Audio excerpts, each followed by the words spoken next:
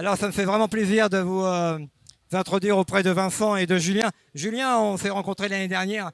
On Ouais. a vu qu'on avait des amis, des connaissances communes de 25 ou Ah 30 oui, oui, ans exactement. hein, Ouais, à Montréal, exactement. avec des précurseurs de la 3D. Et oui, Hein, on peut les Jean-François citer, Jean-François Roger, Roger, Jean-François Denis Roger, Axam Denis Axam, mes amis de Montréal. de Et Montréal, d'ailleurs, Parallèle Vincent, Géométrie. Vincent où est-ce qu'il est, Sylvain? Il n'est pas là, Sylvain? Non, Sylvain, Sylvain, il est parti, est mais parti. on a ici, j'espère qu'il viendra tout à l'heure, on a ici un des experts mondiaux de la 3D, hein, ça a l'air de rien, mais Sylvain Orduro, Sylvain Orduro, 3D. qui est cofondateur de 3Dverse et de Visua.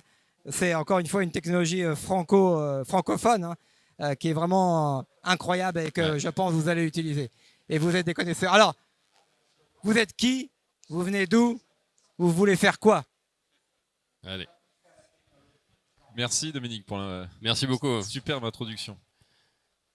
Julien, Vas-y. on est des architectes déjà. On a un parcours aussi dans le BIM avant. Et en fait, tout simplement, en jouant à des jeux vidéo, on s'est aperçu qu'il y avait certainement une qualité certainement à apporter dans plein de mondes. Et on s'est un petit peu... Alors, ouais, on peut passer sur la prochaine slide. En fait, nous, ce qu'on a fait, c'est un catalogue des projets les plus iconiques de l'histoire de l'architecture et de l'architecture contemporaine aussi. C'est-à-dire qu'en fait, on a des institutions culturelles comme la BNF, etc., avec lesquelles on a des contrats, dans lesquels on vient chercher des projets exceptionnels. Et on a des agences d'architecture contemporaine, par exemple Jean-Michel Villemotte, Portes en Parc, Béchu et Associés, qu'on remercie aussi parce qu'ils ont été parmi les premiers à nous faire confiance. Ils nous confient les projets qu'ils ne réalisent pas dans le monde réel pour qu'on les fasse ressusciter dans plein de mondes virtuels. Voilà. Peut-être que tu veux... Oui, alors très bien, en effet, alors ces mondes virtuels, nous on les regroupe dans le vocable d'industrie culturelle et créative. Ça regroupe différentes industries. On va avoir l'industrie de l'audiovisuel avec les films, les séries, les documentaires. On va y retrouver aussi la publicité. On a l'industrie du jeu vidéo. On va avoir également les industries artistiques, muséales, qui utilisent de plus en plus de dispositifs virtuels, de l'art numérique. On a également ce qu'on a appelé le métavers, qui sont finalement les univers de marque, les événements virtuels. Et en fait, on s'est rendu compte que toutes ces industries utilisent de plus en plus de 3D. Et des environnements 3D qui sont finalement extrêmement importants, si on peut... Voilà, merci. Alors, par contre, juste des environnements effectivement 3D, juste pour compléter, qui de plus en plus font appel à de l'intelligence artificielle et du procédural pour générer leur monde, et du coup qui sont en quête d'éléments différenciants. Voilà. Et donc on a cette multiplicité de mondes qui ont de plus en plus besoin d'assets 3D différenciants. Et d'un autre côté, il y a cette opportunité. Effectivement, on a détecté ensemble qu'il y avait plus de 80% en fait des projets de la créativité humaine depuis des siècles qui ne sont pas construits dans le monde réel. Et du coup, ça fait des siècles de créativité qui sont disponibles dans les archives de nos institutions culturelles et les disques durs de nos agences. Oui, on pourrait même dire, on est dans le réemploi quelque part, hein, dans le recyclage. Ouais. C'est-à-dire que c'est un gisement de créativité, mais qui est tout à fait caché, qui est tout à fait méconnu. On va le voir d'ailleurs dans ce projet, qui est un projet de Léonard de Vinci.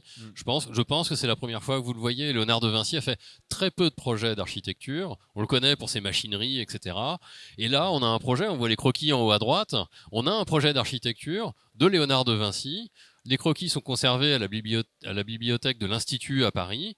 Ils sont très précieux. Ils sont totalement inconnus, premièrement. Deuxièmement, même s'ils étaient connus, peut-être qu'ils ne parleraient pas tout à fait aux uns et aux autres, puisque on voit que le croquis, il faut quand même être à minima un professionnel pour identifier le potentiel du projet. Ici, il est modélisé en 3D, ça va mieux, et on s'aperçoit, une fois modélisé en 3D, ces projets-là deviennent intelligibles, on peut les visiter, on peut les voir, n'importe qui peut le comprendre, et n'importe qui peut en mesurer la qualité. Et alors, petite anecdote concernant ce projet qui est vraiment emblématique de Léonard de Vinci, que personne ne connaissait. En fait, il a un potentiel absolument incroyable en termes de level et de game design, parce qu'il est très difficile à attaquer, à défendre, et du coup, il sera prochainement dans Fortnite. Ensuite, c'est bon. Là, par exemple, on a un autre exemple, mais ça, c'est pas un projet historique, c'est un projet contemporain qui n'a pas pu voir le jour. C'est les magnifiques tours de Brenac et González, c'est les tours Antananarivo, qui, voilà, elles n'ont pas été construites pour plein de raisons, encore une fois. Et ici, elles peuvent devenir, en fait, dans ce jeu de course automobile, elles peuvent devenir vraiment l'emblème du jeu. Elles peuvent devenir un vrai repère, en fait, dans la ville virtuelle du jeu vidéo. Et elles ne servent pas que en décor virtuel, elles ont en fait des particularités même à leur base où leurs espaces peuvent même servir pour aller sélectionner la voiture avant sa course, etc. On peut raconter toute une histoire avec ces tours. Oui, puis c'est également un potentiel pour un projet. On voit bien que le skyline là vient être marqué. On a juste rajouté les tours. Si on les enlevait, on aurait quelque chose d'assez uniforme. Mais c'est surtout, on va utiliser là la capacité de l'architecture à symboliser un monde avec ses valeurs et à être à lui seul quelque part le logo d'un univers. Donc là, par exemple, pour ce jeu, on pourrait très bien imaginer que les tours symbolisent le jeu et l'univers du jeu en tant que tel.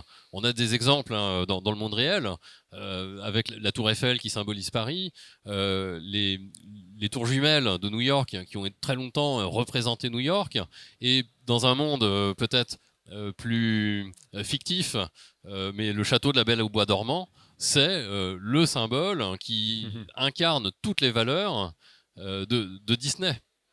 Et donc, c'est aussi ça l'architecture, c'est la capacité d'apporter un bâtiment, une œuvre qui peut incarner un monde complet. Donc effectivement, qu'est-ce qu'on vend à nos clients? Nos clients, c'est des studios de jeux vidéo, des studios de cinéma, des studios de cinéma d'animation, des studios qui font de la publicité aussi pour des marques. Et en fait, on vend d'abord de la performance, c'est-à-dire qu'on vend des projets qui ont déjà été conçus pendant des mois. Ils sont dormants dans ces disques durs des agences ou dans les archives des institutions. Et ça fait partie généralement des projets les plus innovants. Ceux qui n'ont pas pu être construits sont souvent parmi les plus innovants. Donc il y a une vraie qualité spatiale. Ce sont des projets qui demeurent quand même modifiables pour nos clients. Donc ça, c'est le premier aspect, c'est la performance. Le deuxième aspect, c'est vraiment de venir, je dirais, ancrer les mondes virtuels, quels qu'ils soient, dans la culture, dans l'histoire, dans la créativité, de par le fait qu'on intègre en fait ces projets à l'intérieur. L'idée, c'est vraiment de véhiculer l'histoire, la culture, etc., et d'inspirer plein d'audiences différentes à travers le monde. Quand on ne peut plus faire l'impasse maintenant sur le fait que vous avez 500 millions de comptes qui sont dans Fortnite. Vous avez 40 millions de joueurs, par exemple, de jeux vidéo rien qu'en France. Donc voilà, c'est le premier acteur de la culture. Ce sont des acteurs qui cherchent à se différencier. Ce sont des acteurs qui cherchent de la performance. Et enfin, ce sont aussi des acteurs qui cherchent de la sécurité juridique parce qu'ils sont face à des plateformes dans lesquelles on leur propose des objets 3D. Mais quand on vient télécharger un objet 3D, on leur dit attention, malheureusement, cet objet 3D, c'est à vos risques et périls parce que la propriété intellectuelle n'est pas prénégociée. Et nous, justement, dans notre catalogue, c'est exactement ce qu'on n'a pas fait. C'est qu'on a prénégocié les droits avec tous les créateurs, c'est-à-dire avec les institutions culturelles, avec les designers, avec les architectes. Tout est déjà sécurisé avec un corpus contractuel qui est pensé pour. Voilà. Donc là, on a une image, par exemple, un exemple dans une publicité pour une voiture. Donc en fait, c'est la dernière slide? Non, il y en a d'autres. Il y en a peut-être. Ouais. Alors peut-être qu'on peut juste dérouler. Ah voilà, oui, parce que c'est nos engagements et ils sont importants pour nous. Hein. C'est même peut-être là-dessus qu'on a commencé à penser NADK.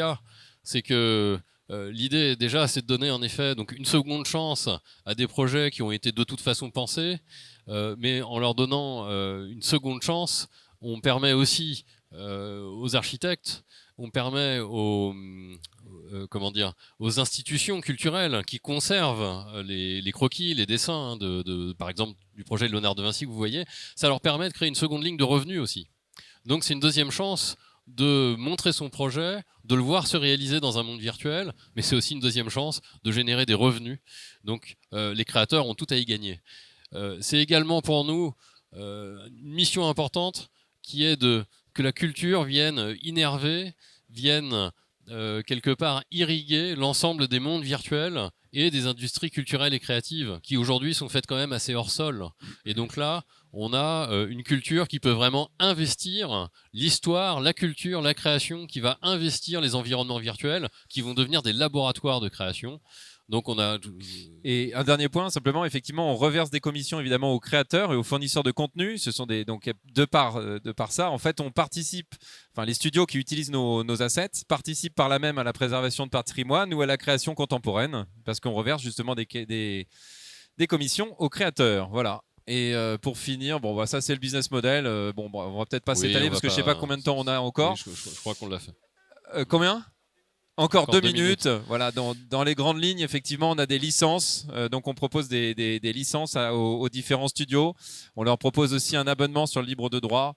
On leur propose aussi de pouvoir louer des espaces. Et enfin, on a aussi tout ce qui est, je dirais, mid-range, c'est-à-dire éléments de plus petite catégorie qui peuvent se retrouver sur étagère. Voilà. En tout cas, un grand merci Dominique, un grand merci SBLM pour votre invitation, votre gentillesse exceptionnelle. Merci. Non, mais écoutez, c'est l'état d'esprit de SBLM. SBLM est là, d'abord, c'est un collectif d'entrepreneurs. Nous sommes des entrepreneurs. Je suis un entrepreneur depuis maintenant plus de 40 ans quasiment. Donc on sait ce que c'est que l'entrepreneuriat. Deuxièmement, nous sommes des... Merci, ouais. Nous sommes des gens drivés par l'innovation. Je pense que vous êtes très innovants. Et l'innovation, pour moi, ce n'est pas que la technologie. Hein. C'est un état d'esprit, c'est une attitude. L'innovation, c'est une posture. Et je pense que vous avez cette posture que je salue. Et troisièmement, si on peut vous aider, vous êtes français et vous savez qu'ici, on cherche à faire une démarche francophone. Eh bien, ce sera avec plaisir. Merci à vous. Merci beaucoup.